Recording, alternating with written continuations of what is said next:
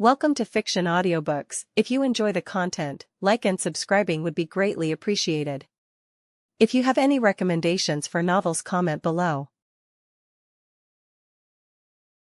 Please join my Patreon at https://www.patreon.com/fictionaudiobook.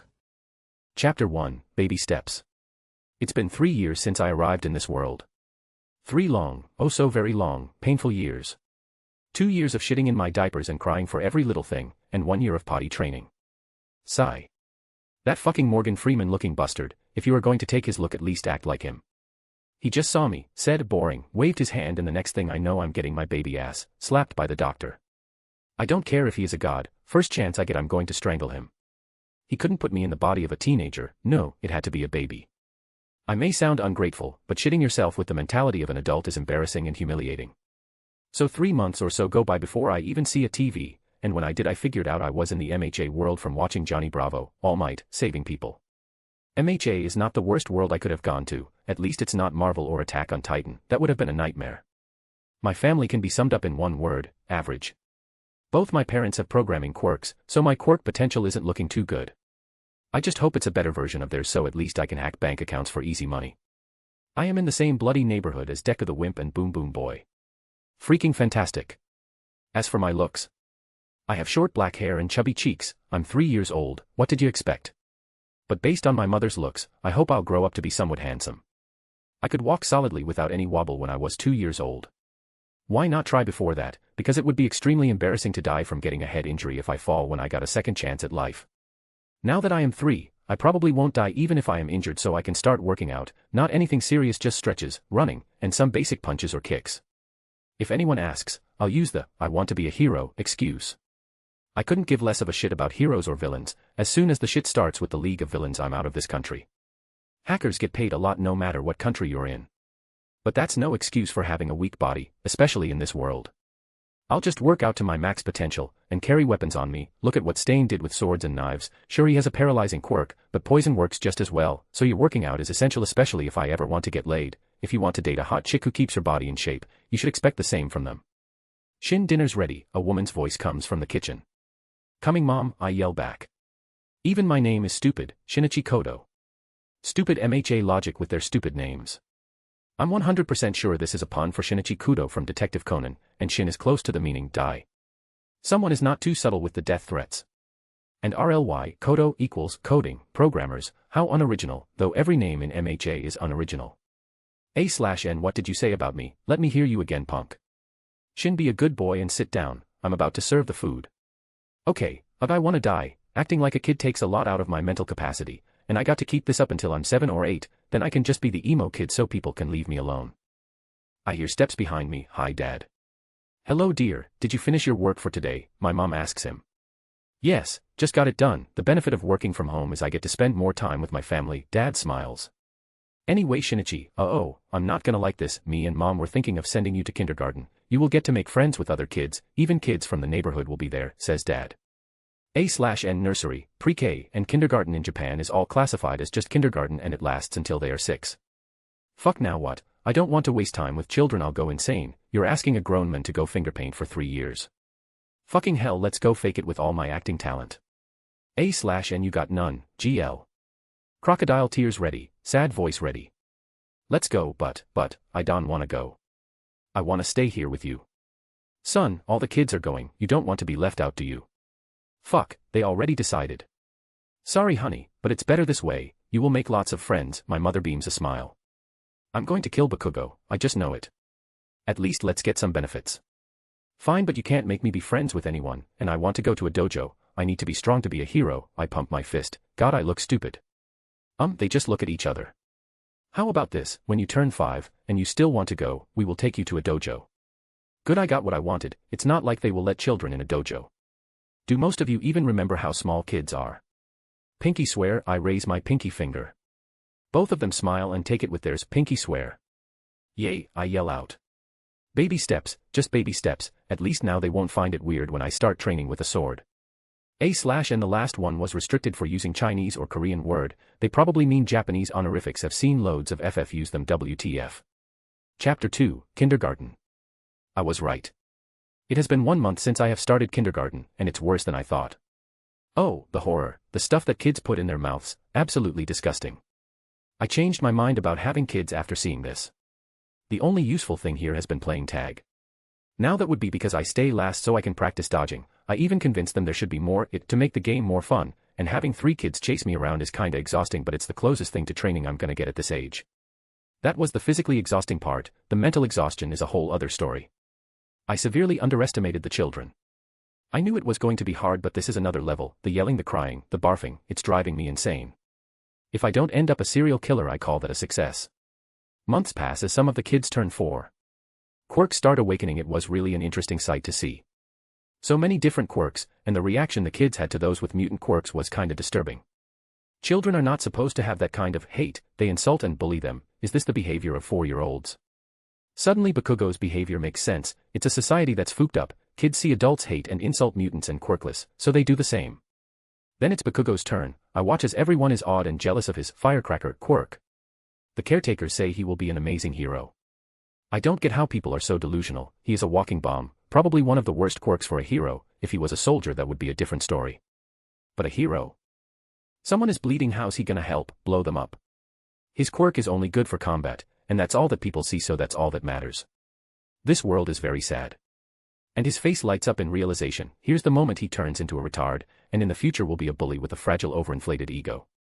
Will I change that? Of course not. Why would I waste my time with him? If he tries anything with me, I'll just snap his arm and make sure to get it on camera. He attacked first. I was so scared. I just wanted to get away and his arm broke. I'm sorry, and done. Tough, that will only work when I'm a kid. If we were teens, how would I do it? Blackmail and threats probably. His mother is hot if I remember correctly. A grin spreads on my face before I can stop it. Shin, why is your smile so weird? One of the walking germ infestations asks. I just thought of something interesting, I say, and turn my head away, in hopes I'll be left alone. Bakugo is useful, for once he started doing tricks while using his firecrackers. The kids all turn to him. I go in the corner and mull on how my quirk will manifest. It will definitely be something with programming, but it's anyone's guess on what it will be. Sigh, I hope it's something good, or else my life isn't going to be easy or pleasant. I don't want to slave away as a corporate worker. Worst case, I'll be a small-time villain. People are pretty stupid in this world. There has to be a way for me to abuse that somehow. The first quirk showed up 200 years ago in the 21st century. Since then they have barely improved at all. They just build giant-ass robots and some minor technology improvement. That's sad and pathetic. They gained quirks but lost the ability to improve. Nowadays they just watch heroes beat up desperate common thieves mostly, who only do it to provide for themselves or their families, because the government won't give them jobs because of mutant or villain quirks. UWOOWWWW, stupid kids, it's been like 10 minutes, how long are you gonna awe at him? No wonder he grew up the way he did. This is probably why the people here are so dumb. Days turn into weeks, and I'm getting closer to losing my mind each day. The only bonus is the workout I get from running and dodging. Kids are easy to trick, just say it, hero training, and they all want to do it. Bakugo came with his groupies and proclaimed that we should stop training since he is going to be the #1 hero. I'm disappointed in myself because I shouldn't stop myself from laughing in his face. He gets mad and starts yelling. I just ignore him and leave. I'm going to lose brain cells just by talking to the spoiled brat. I turn to the sound and see a mop of green hair. It looks like a shrub.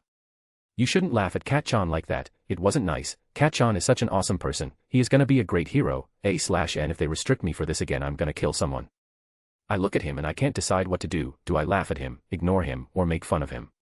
Leave me alone and don't talk to me again, wimp. I don't know if he understands what wimp is, but he just ran away with tears in his eyes. At least this way he won't try to talk to me or be my friend. The day ends. I hurry to get home. I miss my pillow and rock music from the golden age. I swear they are the only thing that has kept me sane for the last few months. I come home and see the laptop open. I go to it wanting to find out who killed / fought who. I touch the keyboard and I get the most excruciating headache before I collapse on the cold floor. 1,000 words, please leave reviews. Just say something and hold spacebar until you can post XD. Chapter 3, Quirk Awakening. It hurts us. Doctor, he is awake. Shut up, you bitch. You are a nurse, you know better than to yell near a patient. Oh, finally awake, kiddo. You gave your parents quite the scare. I was sure you would be a mutation-type quirk. We only see that kind of reaction in them. What kind of quirk do I have? I had to go through a world of pain. It better be something good. Well, about that. We aren't really sure. We know you have a quirk, but we don't know what it is. I stare blankly at him. Great, just fucking great. Well, don't worry, your parents were already called. They are sleeping in the lobby. We don't allow parents to be near when their children awaken their quirks. It would be disastrous if you hurt them accidentally. I can see that logic, kinda smart. What if someone like me awakened a poison quirk? My parents would die in their sleep if they were near to me. The door slams open. Honey, are you alright? My mother dashes through the doctor and nurse and hugs me like her life depends on it. I'm okay, Mom. I may be an asshole, but they are good to me, so I admit I like them. You gave us a scare, son. Dad looks relieved, then he looks at the doctor. Is everything alright with my son? Yes, he is completely fine, except we don't know what his quirk is. The reaction was of a mutant quirk, but there are no changes, so we will have to wait and see. I suggest you be very careful when you arrive home, though based on your quirks, his will probably be something similar, so must be careful around technology. Thank you, doctor. What for? He didn't do anything useful. After I get discharged, we enter the car.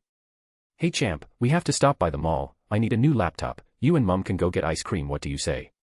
A/N. I hate this. I'm forced to use American expressions on a Japanese-based FF so I don't get restricted.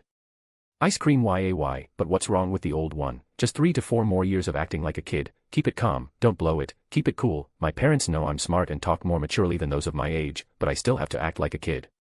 A/N. This MC is an asshole, smart and manipulative, but easily annoyed. If he deals with people as an adult he will have a lot more patience, but as a 4-year-old, where you constantly have to act like a kid, it gets to you. I don't know, actually it may have been from your quirk awakening. The laptop won't start no matter what I do. Interesting.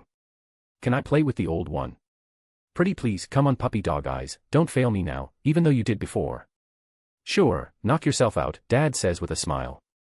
Mom just looks at me. What would you even do with it? Play with the parts and I wanna see what's inside. You are definitely our son, Mom smiles. We go to the mall, I get a double scoop of chocolate ice cream, Dad buys the new laptop and we head back home. I take the old one to my room, sit down and start thinking / Okay, I collapsed when I touched this thing. Now Dad said it won't start whatsoever, but the parts are fine. I know it because of my quirk. What I don't know is how and why. Time to do something stupid. If I don't try I will never learn. I death stare at the laptop. I send mental thoughts on, off. I try to start it, normally didn't work. Open sesame, start. Instead of the laptop starting, there is an image of the desktop in my HEADDDD. What the actual fuck? I think about the mouse cursor and it moves where I want it. There are files, I can go online. OMG. I got an OS, operating system, in my head. I try to control the laptop with my mind and it works. The laptop started working again. I can manually control it too. Yes, I got a freaking great quirk. Lazy life of luxury and debauchery, here I come. Okay, what are my future possibilities? Wait, open Notepad. Now I can start. It just writes down what I think. This is awesome. Since I have an OS inside my head, I can probably code myself, or make an AI, not a full one. That would be stupid. It might take over my mind and body. Make one that doesn't think and just follows orders. I can't control the laptop fully. It goes too slow. It would need a lot of time and thought process. The AI will do it for me. But first I got to have the knowledge to build it. No way am I copying it from somewhere else. I don't trust anyone but me to code it. Ha ha ha. I got access to the internet. New memo, figure out how. I can just download books about programming. Wait. Can I get malware? Okay, no downloading. This is a terrible idea. Unless I make new antivirus. So much stuff to do. I'm getting pumped. I got all the time in the world, especially since I am still in kindergarten. I have a year and a half left before I can start elementary school. A/N. From 6 to 12 elementary, 12 to 15 junior high school, 15 to 18 high school. This is the start of what I hope will be a life of luxury, relaxation, and debauchery. 920 words. Please leave a review. Chapter 4, Discovery requires experimentation. Okay, starting the journal to keep track of all my experiments with my quirk and keep track of my actions in case the quirk changes me in some way. If it does I will shut the quirk down, and delete all code I copied. A/N. It won't, but better be careful than regret it later on. Day 1. I awakened my quirk the day before and collapsed. Yesterday I was discharged, arrived home, and started experimenting with the quirk. It yelled some results. I wrote them down in a memo. Further testing required. Those notes are now in proper files in my head. Day 4. All I have done the past 3 days is experiment with my quirk. I have discovered the following. 1. I can copy any code from any and all technology. I will wait until my body and mind are mature enough to handle the strain, then copy code from a supercomputer. 2. Manipulating tech takes focus and mental energy, which will probably be easier as I grow and keep on practicing. 3. I am able to code myself. I found a simple sleep code online and used it on myself. I set it to wake me up in 5 minutes and it did. This has a lot of potentials, but I won't use it until I am proficient enough to code myself. I will also need to have sufficient knowledge of the human body, so biology will be added to my studies. 4. Programming comes easy to me. Whether it's for my parents or my quirk, it doesn't matter since it's a plus for me. In the last few days that I have actually started to learn to program, I have been progressing at a fast rate. This is all I could find out in the last 3 days, and given my current age, progress won't show itself until I am extremely proficient in coding. Until then I will continue to train my body. If my hypothesis is correct, my mind is the software and my body is the hardware, which means a healthy, well-trained body is essential for my future. I finish writing today's findings in my journal, then do some stretching for 30 minutes, have to train this while I'm young, being elastic and flexible when I grow up is a must, it will help me a lot in combat. I have no delusion. Even if I want to have a lazy life, I will find myself in a situation where I have to fight. That means I must actively train to be able to fight and survive in any situation for me to live a long, satisfying life. I could use the money I steal to hire bodyguards, but I can never know if any of them will betray me, and an assassin just may come for me with a special quirk. Without preparation I will be dead, and I refuse to let that happen. So I will continue to carefully train my 4-year-old body and study programming for the next 2 to 3 years, then my body can take more stress so I can increase my workouts. 1 week later. Bakugo has gotten even more annoying. Now that everyone is praising him, he thinks he is the next Jesus, and the teachers/caretakers are really not helping. My quirk is the best. I will be better than All Might. Ugh, I facepalm. I can't take more of this. I might just bust my eardrums just so I won't have to hear him anymore. 3 weeks later. Day. I have managed to make some basic programs, like calculators, calendars, and stuff like that. I already had them because of the laptop OS, but I still need to do them so I can get used to coding faster. I code anytime I'm free, during kindergarten except for outdoors activity, which I make the kids chase me around. I sit down and code in my head, when I am home too, so I am improving really fast. While I didn't know anything about programming, I know a lot about biology, so this past month I just did a recap on the things I knew, everything that I learned during high school too. I will start to specifically study the human body and how it works. Been making lots of important to remember notes in the biology folder. 2 months later. Day 93, A/N. This feels weird. I will change it once I find a better way to say it. Today I have passed the milestone I have set for my coding. Doing the same thing every day for 2 months was bound to show improvements. For biology I specifically focused on the eyes and ears. They are the most used sensory organs. I took a small risk, and decided to lower the volume in my left ear a bit and immediately bring it up to normal. It worked perfectly fine, but I was still not convinced. Small tests like that continued until I decided to completely shut off the sound in my left ear. Once I did, I stayed like that for 5 minutes, then decided to undo it and see what happened. It slowly turned back to normal. I was ecstatic. I have never been so happy. This proved I could manipulate my senses and even shut them down if necessary. I proceed to do the same thing to my eyes, just a lot more carefully. They reacted in the same way. I had assumed I had an emitter-type quirk, but since I could control technology, but me manipulating my body like this without repercussions makes me think it's transformation/composite type. This requires more testing. The big plus side is that I can cut my hearing when I'm in kindergarten. My sanity is finally safe. 1 month later. Day. I have done the same experiment on my nose. The results were the same. Then I processed to enhance my senses instead of decreasing them. The result was satisfactory. Sight, smell, and hearing were increased to the maximum my current body can handle, which is not a lot, but I will keep increasing it as I grow. 2 months later. Day. Over the past 2 months my coding skills and knowledge of human autonomy has increased a lot. My control over technology has gotten better as well. This past week I have been experimenting with my heartbeat count. For children 5 to 6 years old, their heart beats from 75 to 115 per minute, while a normal resting heart rate for adults ranges from 60 to 100 beats per minute. My goal for the future is to have 40 beats per minute as my resting rate. This will let me live longer since the heart has a limited number of times it can beat in one lifetime. I have made all the preparations needed for the experiment tomorrow. My parents will be home and I will do the experiment in the corner of the room where they can see me. If things don't go according to plan, they will rush me to the hospital. The goal for tomorrow is to set my heart rate at 75 beats per minute. Day. The experiment was a success. There was no problem with setting my heart to beat at 75 BPM. I have included a failsafe in the code. When I am in a serious fight, where I require my heart to beat faster for the adrenaline and to increases blood flow to the brain and muscles, to stimulate the body to make sugar to use for fuel. The code will shut down, allowing my body to do it naturally.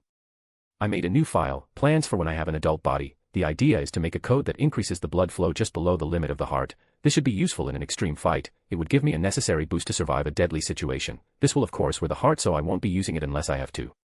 I also turned 5 today, approximately 1 more year until I start elementary school, not looking forward to it. A/N Takeda Oma's Advance, overclocking the heart to get a boost. The manga is pure genius, it's God sent for martial arts fans, but the anime is shit, didn't even watch half of it, waste of time. Word count.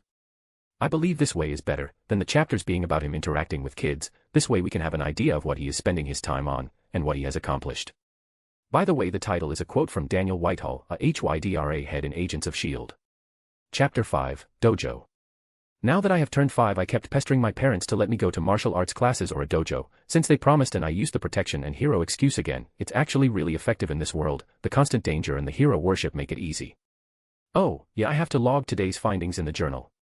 Day 189, 2 days since the last chap.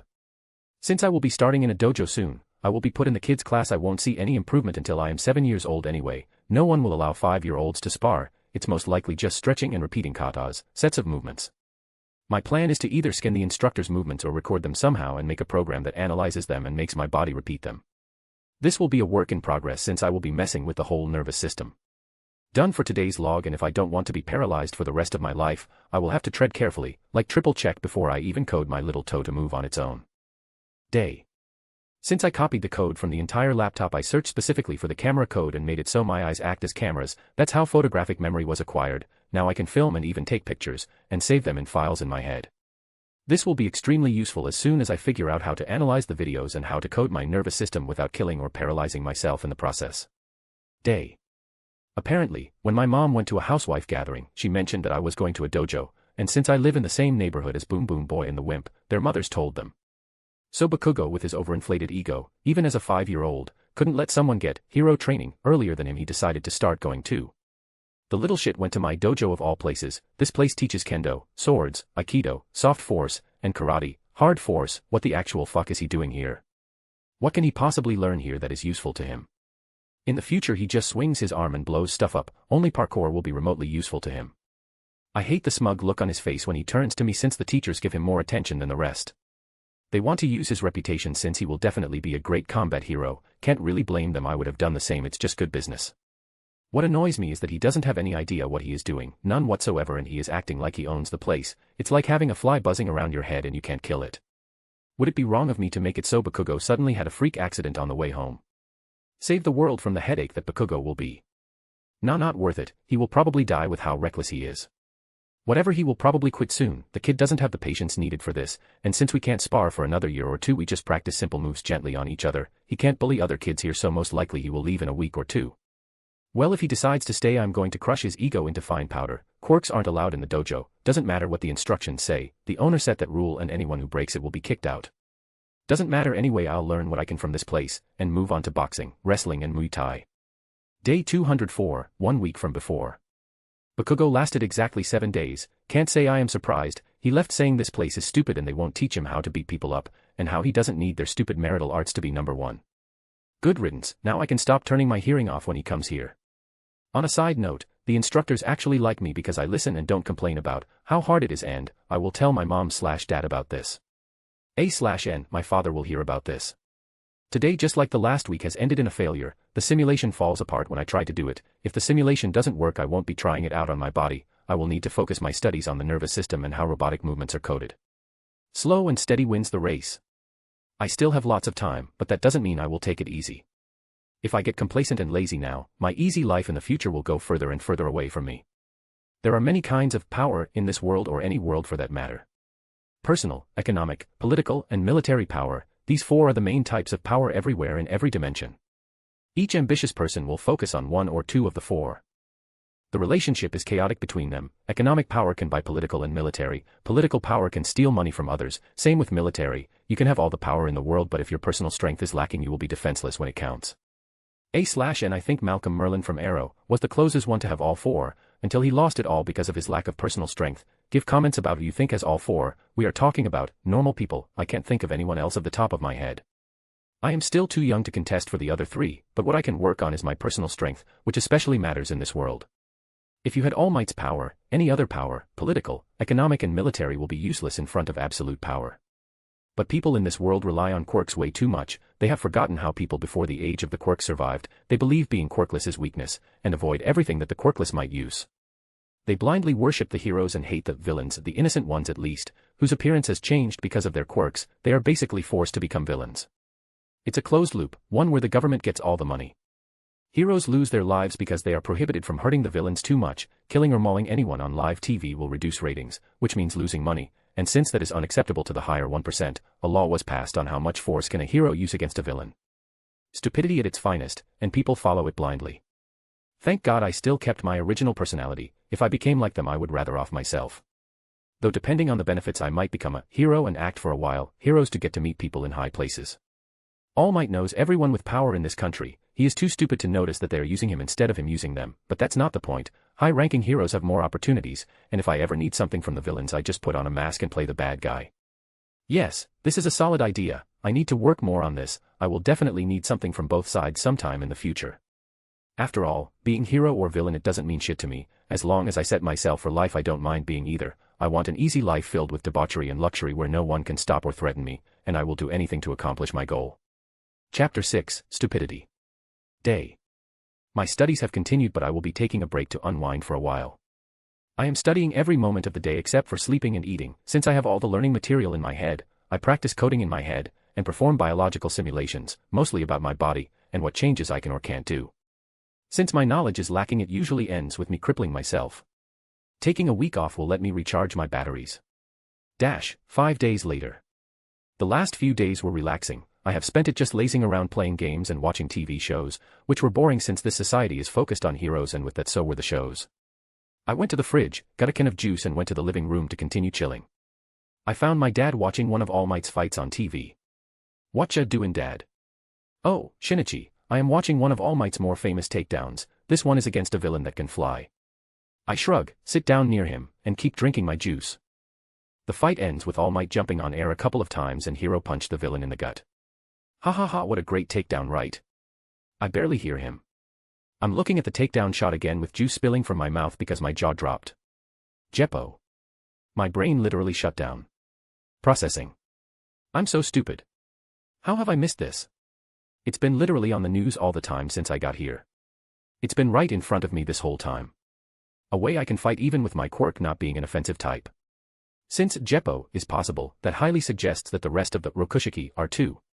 All Might uses his strength to send punches flying, so Rankyaku/Tempest Kick, the Wind Blade should be possible. Using flying sword slashes are theoretically possible as well. Jeppo Soru and Rankyaku focus on leg strength. I don't know if Kamii and Tekai are possible, but Shurgan can be done, I think. Wait, didn't Takeda Oma use the adamantium style? That's Tekai, right? Fuck, okay, forget this for now. I need to organize all the information from my past life. Every single manga, anime, TV show, fanfic and movie needs to be remembered, saved and organized properly. I have to write this down now. Day. Even with my plans and my quirk boosting my intelligence, I have realized that I am still an idiot. I missed something that might be crucial to my future plans. The Rokushiki are 6 superhuman techniques from the world of One Piece. Soru, dashing or high-speed movement technique.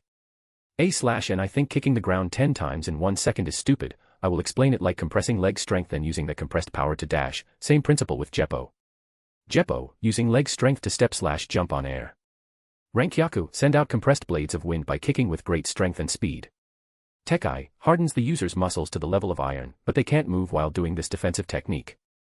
Kamii, makes the body extremely flexible and is capable of bending the body to dodge attacks. Shurgan, it's used to pierce the target's body with the finger. If one trains the Techek enough, he can fire air bullets at the target. Rokugan, the secret 7th technique, the user focuses their physical strength and fires a close-range shockwave in a single direction. This is all I remember about them. I will be adding leg exercises to my training regimen. I will actively start organizing my past memories and saving them in different files for efficiency, which is something I should have done immediately after I figured out how my quirk works. I will spend as much time as needed to organize all my memories before coming back to my studies. I should be able to build up the physical strength needed for the Rokushiki. People haven't just evolved their bodies to be able to use quirks, the structure bodies have changed fundamentally. Endeavor, for example, has a flame quirk, but his body is a lot stronger than normal because of his constant training. This means it is possible to get a lot stronger than normal standards by working out. Another reason I hate Deku. The wimp didn't do anything to become a hero, just whined how unfair it is that he doesn't have a quirk. Get a strong enough body and some support items, lie about having a weak quirk, and you can become a hero with low rankings. Day. It took 15 days to organize every memory into proper files. I feel better now and my idea folder is a bit bigger now. I made multiple ones based on the difficulty and the time I need to wait. Some can only be done when I have an adult body, so those will never see the light of day until I am probably 18. I will be returning back to my studies and keep training my body within the limits of what my 5-year-old body can handle. Sigh, done with today's entry. I can't believe it took 2 weeks to organize all the memories I have, especially the useless ones. The trash can is filled with stupid memes and facts about people from my old world. What I'm kinda happy about is my entertainment file. I don't know how my quirk made this possible. I was able to remember entire movies and series, anime and mangas. I have full versions of them, and I can enjoy them anytime I want. I will settle the how someday, but now back to studying. I really want taskmaster ability, photographic reflexes, and to do that I need to mess with my nervous system, which I won't do lightly. Study, form a hypothesis, do a simulation and repeat until I get it right. On a side note, the instructors at the dojo are pleased with my dedication. They push me harder and teach me more from the rest. Now that Bakugo is gone, they see me as the next best thing. They want me to win tournaments and prizes for them. Which is fine by me. The more famous I get, the more I will be invited in these kind of things, and the more people I meet. I want to be the center of attraction. It will help me in the future if I am well known. Genius at marital arts and programming, plus if I play my cards right, an academic genius as well. I will be more advanced than any kid my age, which will make me well known. It's extremely common for people with high positions to meet and scout potential recruits or people who will be someone important someday. They will want to use me and put me in their debt, and I want to use them. Using my quirk, I will be almost unmatched in the academic field, since I have the books and a calculator in my head. Am I cheating? Yes. Do they know that? No. Now, as soon as I figure out how to make my body match the movements from the videos I have been taking with my eyes, when my instructors spar, the martial genius will suddenly be born, and my plans can finally start. Word count. Chapter 7, Basic Photographic Reflexes. Day. I have done the simulation. The results came back positive. All that is left now is to test it. Goal of the test is to move the little toes on my left foot. I have built in a failsafe so I don't fry my nervous system. If I fail here, the nerves of my whole left foot will be cut off from the rest of the body. This should prevent the orders I gave to go back and mess with my brain. I am writing this in the event that I somehow die from this, which is a statistical impossibility, but things can always go wrong even if it's a 0.0000000000001 chance of failure. Nothing in this world is a 100% sure. Well, now that I wrote my entry, even though it's stupid and I shouldn't raise a flag like this, I felt the need to write it down. Fortune favors the bold, even if the risks are minimal. Let's begin. I turn off my normal control for my left foot. The foot is now unresponsive to the normal way I try to move it. Now all that is left is to try the code I wrote. Now the most basic commands I could make. The sole on the groin and the foot goes up. My foot starts to feel like electricity is moving through it, and the foot rises. Yes. It works. I test out a few more, moving it left and right, tapping a beat with the foot, moving individual toes. It's basic stuff, and it's buggy in a way. Well, it is expected. This is just the beginning. Day. After my initial success, I proceeded to do the same for all 4 limbs. The results were the same as the first test. The movements are clumsy, so for any further progress, accuracy must be added and maintained. In the dojo we started sparring since the children were getting restless from just repeating the same exercises. So they set us up to spar against each other. Naturally, I won all of them in my age group, almost 5.5. So they put me with 6-year-olds. I won against them too. They were calling me a genius, but in reality I just tripped the kids.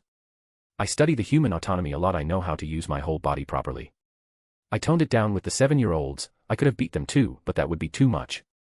I doubt I could win against 8 years old easily. The size and weight difference is too much. Though if it wasn't just sparring, I can easily win, but I have no intention of beating up kids, unless of course they try to bully me, then I won't hold back. Bullies need to be put in place. Well, the goal was achieved. The dojo is paying special attention on me now, and are giving me benefits, like one-on-one lesions and stuff like that, of course after they were assured that I will be staying in this dojo.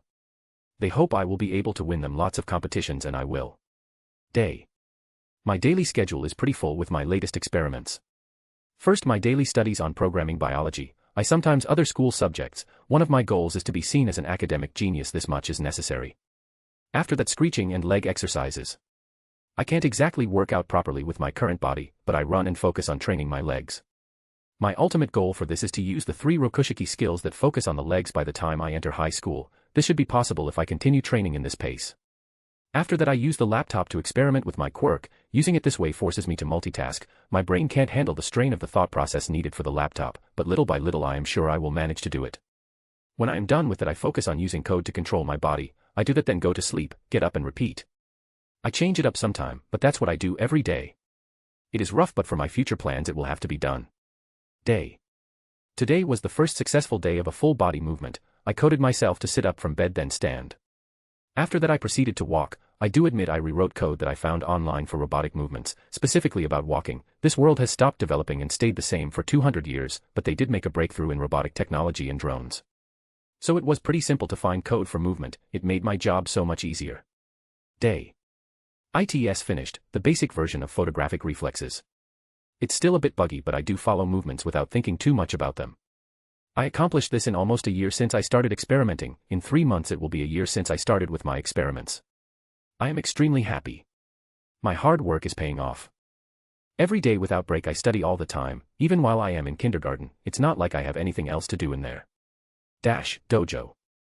Shinichi, you have been improving at a fast pace. I want you to spar against the 8-year-olds. Can you do that? The instructor asks me. Sure.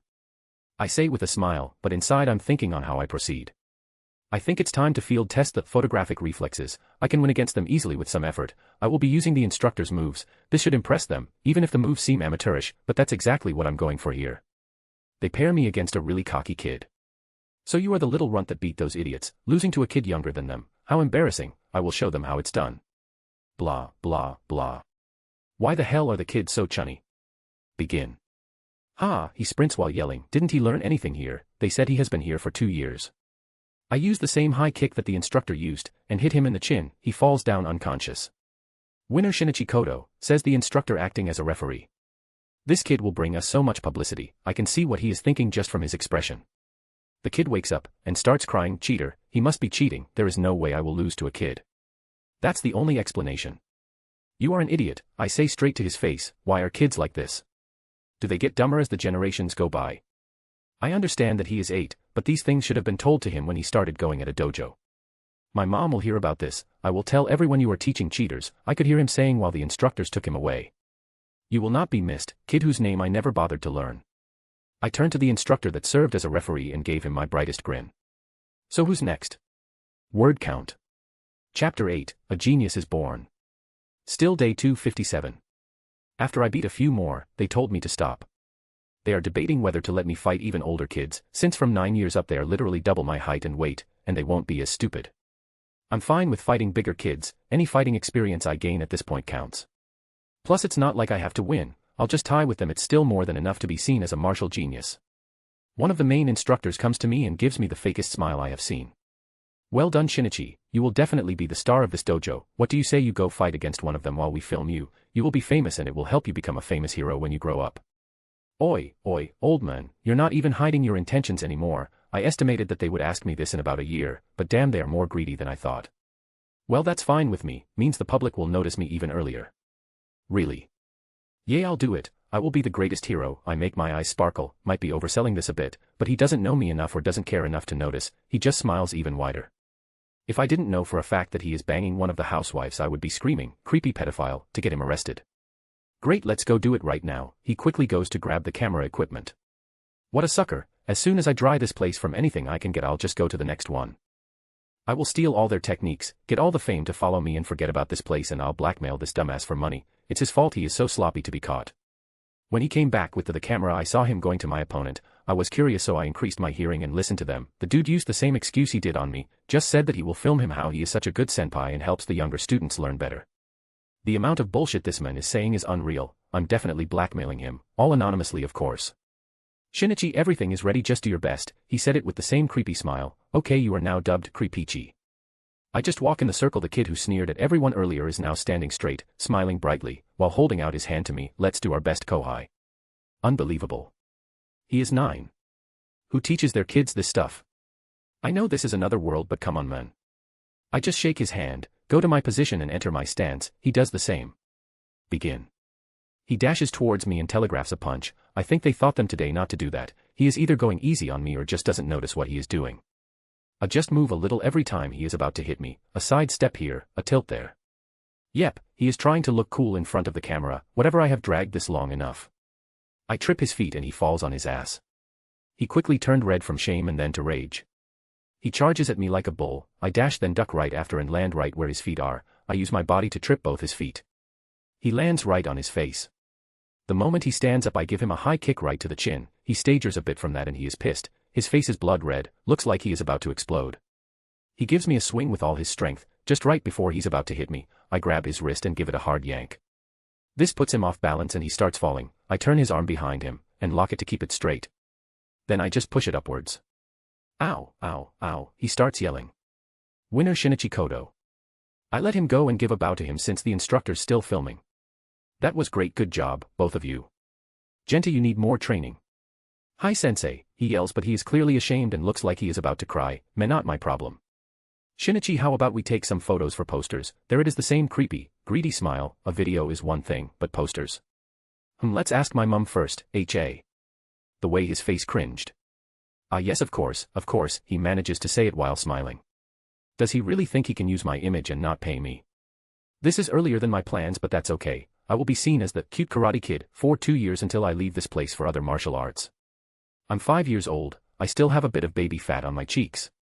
Though not a lot, I run a lot, plus it seems my family genetically has less baby fat on them, so that's good for me. Chubby cheeks are not good for the image I'm going for. 1 week later equals day 264. That video really blew up. A lot more than I anticipated. Good news, people are starting to notice and pay attention to me, calling me a fighting genius. Well, the title of the video was, 5-year-old genius wins against a kid 4 years older, or, kindergartner beats elementary student, so it got a lot of attention. I think they paid someone to edit the video and make it better. Bad news, Bakugo and a lot of other kids are jealous and want to fight me to prove they are better. Now I would love to beat them black and blue, but the problem is someone started filming with their phone like usual instead of stopping them, and since I'm somewhat locally famous, that will be seen as bullying and it will have a negative effect on my reputation. So I did the next best thing, I called them out on a fair fight inside the dojo with no quirks. The reason I did this was simple: the greedy bastard will definitely film this, and I use this to crush and humiliate Bakugo for life. Maybe he will be a better person after this. Probably not, but whatever. And Bakugo, being Bakugo, will definitely use his quirk once he is frustrated, which will be posted online and he will be branded a cheater. We are 5 right now. Am I being petty by potentially destroying his future chances? Maybe. Do I care? Nope. So here we are at the dojo, cameras filming, Bakugo and 9 other kids waiting in line to fight me. I have to say, I don't know how that greedy bastard got this approved. He even made it into a local event. Shinichi, are you ready? Do you feel nervous? A lot of people are here to watch you. AKA, don't screw up, kid, our dojo is on the line. I nod at him. No problem, I'm excited, I'm going to beat them all. Great, let's go then. He stands up and I follow him to the ring. This will be a piece of cake. Word count. Asterisk, A/N Beelzebub joke, Furuchi is one of the characters that always gets picked on. Chapter 9, Fighting with Kids and Bakugo. Day 264. Wow, there is quite the audience, my parents, the kids' parents and locals that have too much free time on their hands if they came here to watch kids fight. Come to think of it, when a villain and hero fight they just stand there and watch, and if they get hurt they complain later. Bakugo decided he will be last and announced it in the most retarded way he possibly can. MHA, you loser should fight him first, otherwise if I'm first he will lose and you won't get the chance. He just stood there and grinned like an idiot. I am ashamed to admit I couldn't stop myself from facepalming. The fact that I facepalmed means I stopped to listen to him in the first place. It won't happen again. As soon as this farce is over, I'm making a code that as soon as I see or notice Bakugo's in any way, the code will stop me from hearing his voice. My ears will just ignore his existence, so I don't have to turn off my hearing. I'm just muting him, just like there are programs that focus on background noise and ignore the main noise of a video. The rest reacted like expected, so a childish squabble erupted. They argued a lot before the creep decided to start this thing. Everybody in line, his words were aimed at the kiddos with too many complexes to count. You heard the men, losers, get in line. Ha ha ha. Bakugo's voice annoyed every person inside the ring. Mental note, muting program is needed immediately. I should have made it long ago. Thanks to everyone for coming today on such short notice. Then he mumbles, stupid kids, couldn't wait a few days, we could have promoted this. Anyway, 10 people have challenged our young genius to a fight, their ages are from 5 to 9. Will our champion remain undefeated? All of these kids practice different martial arts. I'm sure you will enjoy watching this friendly competition. I sweat drop at that. Friendly competition. They ambushed me and wanted to beat me up in a street fight. Man, this creep should be a fight promoter, he has talent in that area. The first fight will be 8-year-old Takashi, a boxer. He has a mutant quirk, that's why he is a bit bigger than most kids, but our very own Shinichi said it is no problem. A bit bigger, he says. The kid is literally twice my size with bull horns. He is a freaking mini minotaur. Well, it doesn't matter, just fight as usual and win. That's all there is to it. Doesn't matter who it is, and if it gets too much for me, go for the vitals and cheap shots without anyone seeing it. Battle, there are no rules. He, I'll put you in your place, you arrogant brat. I saw the video. I only noticed after Dad pointed it out, but you never put that other kid in your eyes. Your face didn't change a bit. Dad said you were conceited, so it's my job to show you there are better fighters than you. Whyy did this turn into a chunny young master fight? I didn't notice I was so unresponsive when I fight. But they are idiots. Why the fuck should I get serious against them? Unless it's someone who is a lot stronger than me or it's a death fight, I'm not going to get excited or serious. And how the fuck are these kids so mature in their speech? I spend years of my time and mental energy faking it and acting like a kid, and these idiots act like teenagers and no one says a thing. I could have acted normally and people will just say, it's the next generation so it's expected, asterisk. I want to die. Give me back my dignity. Begin. He stands in place typical boxer stance, and then comes at me with 1-2 to the face, but I dodge. I will just do that for the first few minutes, copy some of the basics he has learned. He is smarter than the rest, I'll give him that. He noticed quickly that only he is attacking and I'm just parring. He has a good teacher. I go to the offense but I don't use my usual fighting style, I use his. Basic boxing techniques were copied and I'm use photographic reflex code to fight him. He was kind of pissed off, and so were a lot of the parents. Saying I'm underestimating him, cocky kid, stuff like that. The more time I spend in this world, the more I realize how fucked up it is. Here I am, a 5-year-old kid fighting another kid twice my size, and he is a mini minotaur, in a sparring match, and the parents are cheering him on, because somehow he is the underdog. I can feel my brain cells dying from their stupidity. Why did they even allow this fight to happen? I assumed most of the parents would stop their kids once they learned about the situation. Instead it turned into a local event. Sigh, whatever, as long as I get something out of this farce I don't care that much. You. Stop copying me, he yells, taking a big swing at me. I duck and give him a strong liver shot. He drops a bit, lowering himself just enough so I can hit his chin. A strong right cross slash straight in the chin. He falls down and that's the K.O. The winner of the first match is Shinichi Kodo with a MHA straight K.O. asterisk. I see he is sweating a little. It's because I used boxing instead of the dojo techniques. Instead of me promoting the dojo, it's me promoting myself. The next match we have 7-year-old karate practitioner from another dojo. Who will be the better karateka? A person who trains in karate. This ass is making me use karate by announcing it ahead of time. He must have thought I might use the kid to improve the boxing I just copied. Hi, I will beat you and become the most famous karateka in Muzurafu. Then a hero will scout me and I will be the best. Hi, the boy says in a squeaky voice. Ugh, I wanna go home ee. My brain can't handle more of this. Loudly crying face. Chapter 10, Yuki Tetsuya. The fight was quick and painful. I dodged his first attack and I did a clean seiken to his stomach. He fell down and didn't stand up. That's definitely going to leave a bruise. Kid didn't stand a chance. Usually karate is impossible for kids my age, just because they don't have the necessary physical force for it. But I'm a living cheat. I wrote a code that makes particular moves like the seiken to be preformed perfectly. My entire weight was behind that punch. It's enough to hurt kids but not anyone above 12. Since I am still 5, my body is keeping me from advancing. And there he is, the karate genius, ended this in one hit, the pride of our dojo. Man, he is really shameless with the advertising. Parents are talking to each other thinking about enrolling them here. I'm talking to my mother about we need a good lawyer to get a cut from the money this place is about to get. I'm the reason for it. I should get a cut, simple logic, and he won't be able to say no. I'll make sure of it. The next kid is 6, 1 year older than me. He was cocky, saying, come on, and provoking me. Ended him with a neck chop. He didn't have anything worthwhile for me to copy. After him, kid number 4. This one is almost 10 years old. I would be embarrassed to fight a kid twice as young as me, but he is looking forward to beating me up. Again, if this is how parents are teaching their children, it's no wonder there are so many villains.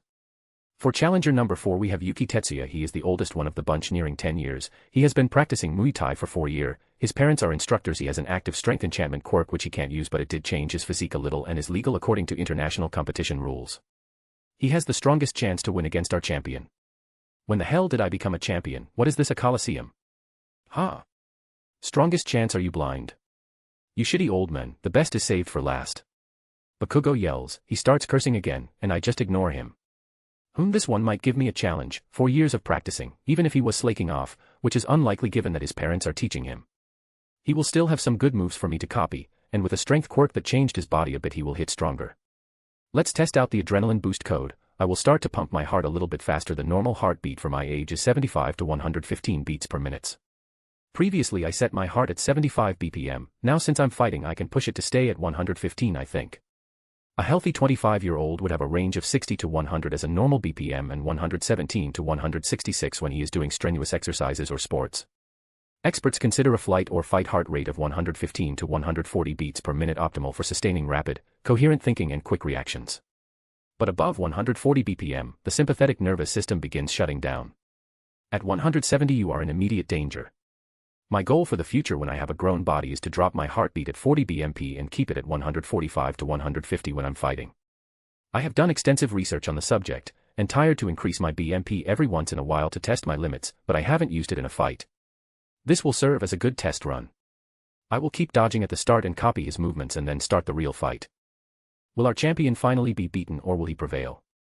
Hajime. Asterisk. Unlike the others, he doesn't rush me, he is observing me. I just realized he hasn't said a word to me. This one might have a brain after all. He slowly starts to close the distance between us. Since he is twice as big as me, and twice as strong, it means he hits harder and his reach is longer. As soon as I am within his range, he goes for a side kick to my thigh. I take a step back. Good, very good, this one might actually be the only real marital artist among the kids. Now that I think about it, he never insulted me when they grouped up against me, and he was kinda on the side, not staying with the others. I put those thoughts aside as I continue to dodge his attacks for a full 3 minutes. Our champion seems to be in a bit of a pinch. I hope he can start fighting for real instead of just running and dodging and show the people our dojo's techniques. I hear the ref/instruct/creep say. That little shit, I'm going to ruin his life later. Why don't you fight me like the rest? He stops and asks me. I think he is a bit peeved. Well, I saw enough. He really showed the best skills I have seen today. Looks like I won't be using the adrenaline rush on this one. Won't be worth it. He can tank my hits. I will just tire myself out. I still have 6 kids to beat before I go home. I just smile at him and take a freestyle stance. I can see how confused the kid is, but he is still somewhat on guard. Guess me wreaking 3 kids before him made him cautious. He attacked me with a punch, but I do the unexpected. I grab his wrist, spin, and throw him to the ground.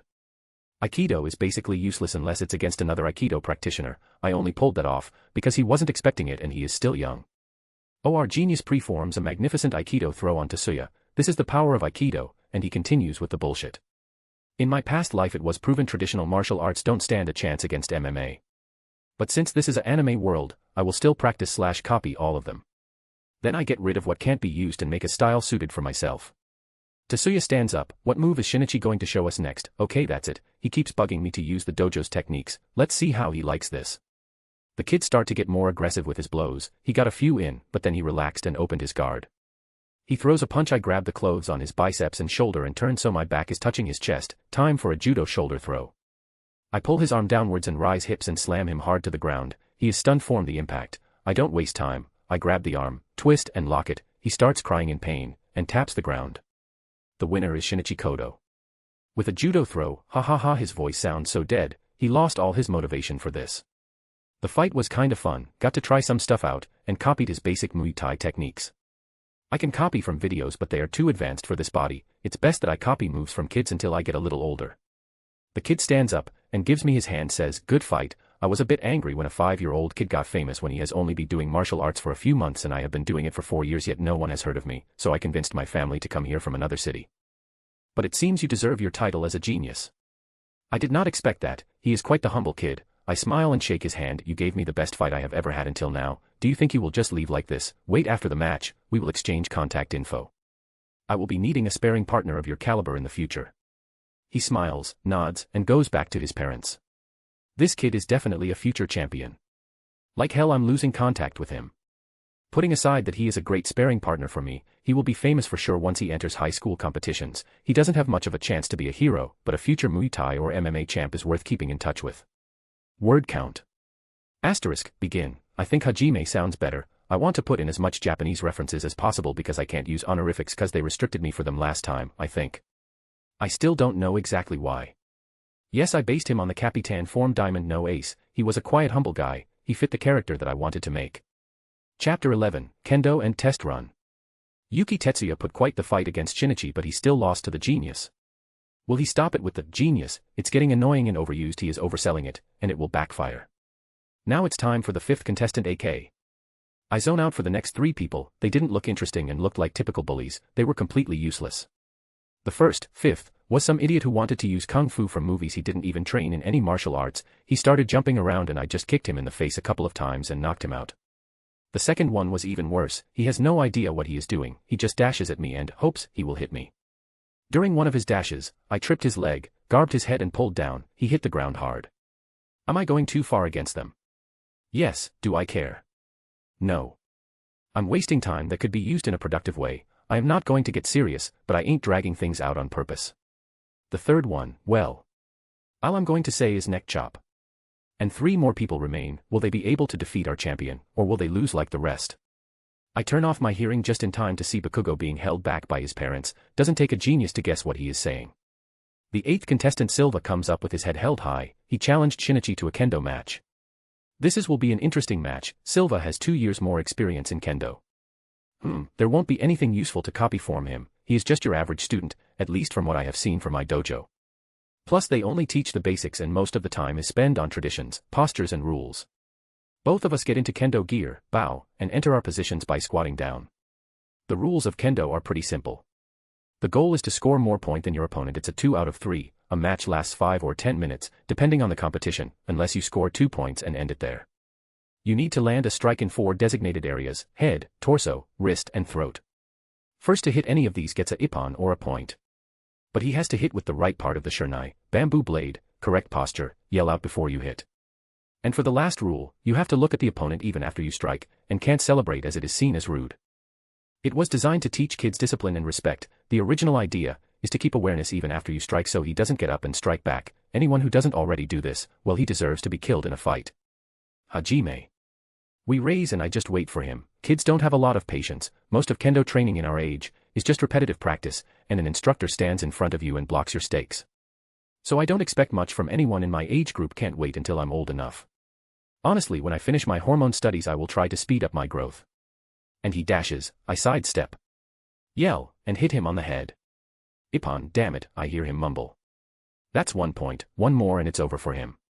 Now he is standing still, and slightly moving his sword. I guess he is trying to feint me. Well, he is terrible at it, and I don't plan on wasting time. I dash at him. I can see his smirk behind the headgear. My brain processes things faster. He goes for my torso, but I stop my dash as soon as I started, yelled, and hit his wrist. Ippon. Winner Shinichi. I bow according to the rules, still hear him cursing. What a great kendo match. Now let's move on to the next one. The 9th constant 9-year-old Takashi, a good kickboxer for his age, comes from another city, is here to test if Shinichi is the real deal. He keeps hyping up the crowd but I ignore him. This one is somewhat skilled as well. I didn't expect to meet such potential here. I can finally test the advance. Hey you, goy. Nope, ain't going to waste time listening to children. This one can fight, but is still arrogant. Hajime, Krapichi starts the fight. I use the advance. I set my heart at 100 BPM to start with. 75 to 115 is the normal for my age, but better be safe than sorry. My heart starts pumping faster, my blood flow increased. The kid starts off with kicks. As usual I dodge all of them, but I'm faster now, same with my reaction speed. I keep on dodging and counter-attacking on his weak spots. I keep front kicking just above his knee, is also known as an oblique kick. Sometimes I don't even kick it. I sidestep him, and deliver a strong punch in the same spot. I kept increasing my advance slowly until it reached 110. I call it advance, but it isn't anywhere near that level. It's just the same principle. I'm just testing it out. Until I reach high school I won't be using any of my dangerous techniques. Stop running away and fight fairly. He keeps yelling and taunting me. He is almost twice my age. I didn't even bother responding. I just kept doing the same thing. He got angrier and with that more openings appeared for me. Seikens to the waist, jabs to his chin, kicks on the legs but mostly on the right knee. After a while, his right knee just stopped working, and he kneeled with it. The match was over. Now that he can't move, and his head was lower, I just ended it with a reverse kick to the chin with my soul. Winner Shinichi. I turn off the advance and slowly lower back my BPM. I got tired real fast. I'll log this later. It was a successful test run. We fought for about 3 minutes. My advance was active the whole time. I can feel the strain. That move is no joke, and it's just the beta version. It was within the limit of my body but it is still tearing. Ha ha ha ha ha. See, all the losers lost just like I said they will. Now it's my turn to show you how it's done. He kept creating firecrackers from his arm. Oh, I'm going to enjoy this. Crushing his dreams and ego will be fun. Keeping the plot intact. What's that? Can you eat it? I don't give a damn about the plot or this world. As long as I have a relaxing life full of luxury and debauchery I'm okay with the world falling to pieces. That's fine, but Bakugo, you do realize this is without quirks, right? The ref informed him. HAAA. Why wouldn't I use my quirk? What kind of hero fights without his quirk? Because the losers have weak quirks that can't be used to fight, means that I can't. What kind of stupid rule is that? This is an incredible moment in human history. I am watching how a child is losing brain cells and going back to being a primitive monkey. Devolution at its finest. I have to record this for future studies. Maybe I'll get a reward for my research. A guy can dream. Bakugo, this is a sparring match without the use of quirks. We mentioned this at the start, weren't you listening? Oh, even the creep is left speechless, so it isn't just me who is doubting Bakugo's current intelligence. Heck no, why would I listen to some stupid rules? Heroes fight villains using everything they got. This is pure gold. The name of my thesis will be, How the Current Society Makes Children Stupider. I can work on the name in the future, but it's a good subject that will attract attention. Bakugo is useful, who knew? Well, you know now, if you use your quirk once I will have to disqualify you. Yeah. Katsuki, stop stalling and go, you dragged me here without saying anything, I have to go to work, Mitsuki. Bakugo yells from the crowd. Wow, she is gorgeous, I definitely need to figure out how to bang that in a few years. Okay, after I beat Bakugo black and blue I will go introduce myself. Shut up, you old hag. Bakugo yells back. Stop cursing and go before I spank you and drag you home. He starts to curse under his breath while coming to the designated area. Let the fun begin. Word count. Chapter 12, Bullying the Bully. Bakugo stands opposite of me, head held high, grinning full of confidence. The sad part is he really believes that he will win. Like I didn't just demolish 9 other kids before him, all older than us. Get ready to lose to the future #1 hero. Ha ha ha. Let's get this over with. Hajime. Bakugo rushes at me with a punch, die. I sidestep, put my foot out and trip him. He falls, but does a front roll and avoids landing on his face. Bastard. Stay still, again like a wild animal, he tries to hit me with stupid wild swings. I just keep dodging and take a look at the crowd, the other kids look at him like an idiot. Bakugo talked a lot of game, but now they realize that most of them can kick his ass to UA and back. I try to end it with a chop to the neck but he ducks. Damn, even as a kid, he still has crazy instincts. How you need to do better than that, he says looking so smug, like he achieved something great. I don't have the words. Now stand still and die, he goes for a punch again. This time I actually stand still, as soon as the punch comes near me, I slap away his arm and do a palm strike to the diaphragm. Which knocks the air out from his lungs. Gah, he loses the air in his lungs and collapses on his knees. Just a bit more and he will go berserk, as a kid his patience and self-control should be close zero. So this is the future #1. I am not impressed, pick another career, kid, you won't be a good hero, I mock him, but I say it so only he can hear it. But sadly it's true, he won't go far as a hero, he would make a great demolition expert though.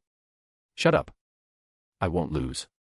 He stands up and telegraphs a swing with his arm again. I wanted to use the opening he made with that wild swing, but I see the look in his eyes, cross my hands in front of my face and jump backwards. Just as I do that he uses his quirk with the swing. Boom, the crowd stands up and gasps.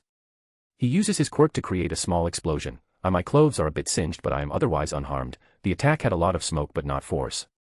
I honestly didn't expect him to be able to do this much. He did have a year and a half to get to this level, so I'm not that surprised. He is a talented kid despite his attitude. The crowd is speechless, everyone except his mother. She is red in rage and looks like she is about to go and kill him. Bakugo is disqualified. Winner Shinichi, the creepy instructor and acting referee, says with glee, guess he had a grudge that Bakugo left the dojo and insulted them. The look on Bakugo's face is pure despair. He is a 5-year-old, this will probably be on his mind for a long time. Shinichi, are you alright? My mother comes and keeps checking for injuries. I'm fine. Just some scratches. This gives me an idea. Increased regeneration. It's impossible to be used in battle, but I think I can use it for the aftermath, when I'm laying down, to code it so all my energy will be used to speed up the healing process. Yash, another good plan for the future.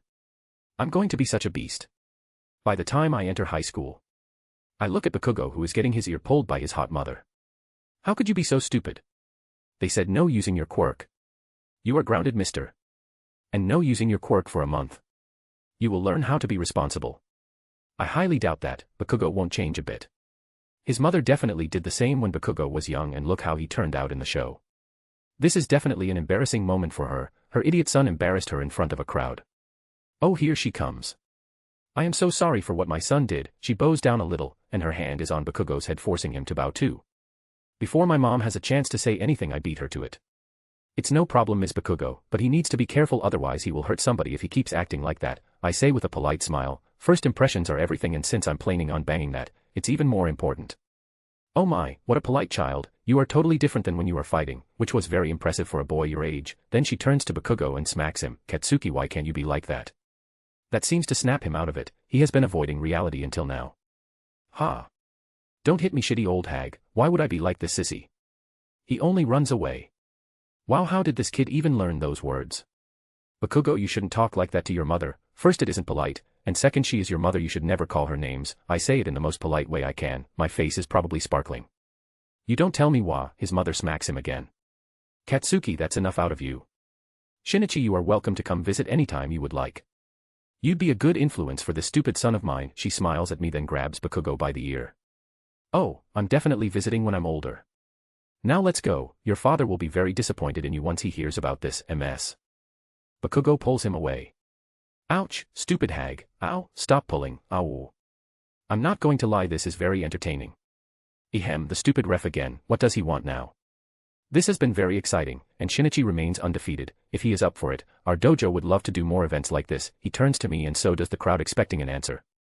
Okay, this has gone long enough, he is a dead man, he will find himself in a very bad situation in the next few days. I tilt my head acting like a cute kid. I'll tell you next time, I'm tired now, so I'm going home. Bye. I say my piece, grab my mom's arm and run to the exit. With him looking speechless that I stranded him there. Word count. And I can't exactly make the fights any better since they are 5 to 10-year-olds right now. Plus I didn't consider Bakugo important enough to actually make his fight better. Once the MC gets old enough, then the real stuff will happen. I want him to be extremely proficient in fighting, that means martial arts, swords, knives, even street fighting. I want him to be 2 to 3 levels above Stain, levels in fighting, like ranks. So when the plot comes along, he can just casually destroy everyone and their so-called great quirks. Deku the Wimp will have a mental breakdown when he loses with OFA to a quirkless fighter. Mwahaha. Chapter 13, Aftermath. I exchanged contact info with Yuki as soon as I left the dojo. Then I went home, took a nice shower and jumped on my fluffy bed. Oh, this is heaven, and I fell asleep for 12 hours. When I woke up I was feeling lazy so I went back to sleep another 4. Asterisk. General POV. While Shinichi was sleeping blissfully, the news of his fight has reached the whole city. It's rare that someone of his age shows so much talent. A lot of people reached out to him offering various things and deals. The public was eating up all the things that were written about him. Mob 1, once a century martial genius, defeated 10 kids in a row all older than him. Cute girl, wow he is so cute. Her friend, let's go see him the next time he fights. Mob group, what do you say? Let's go watch him next time. Yeah, sure. Everybody in Musadofa knew his name and his title, the Rising Star. It was quite fitting, the Rising Star of Martial Arts. Everybody was impressed, even the villains, everybody except the Hero Society.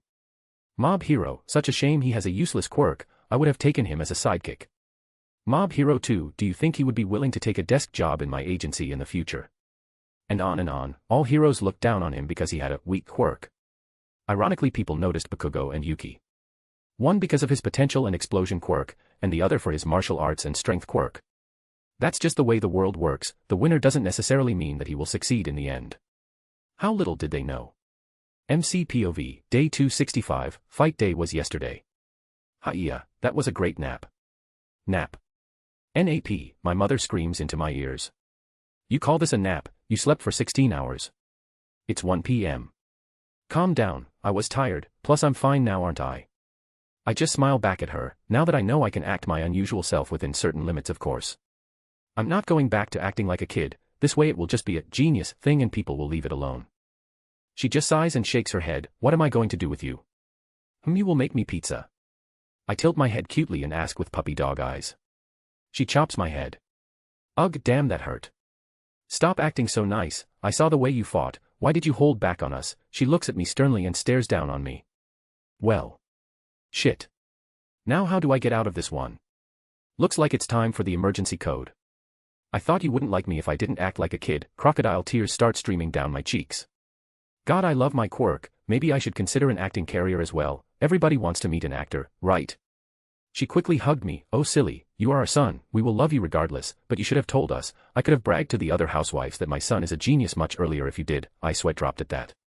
I promise I won't do it again, yeah right, like I'll keep that promise.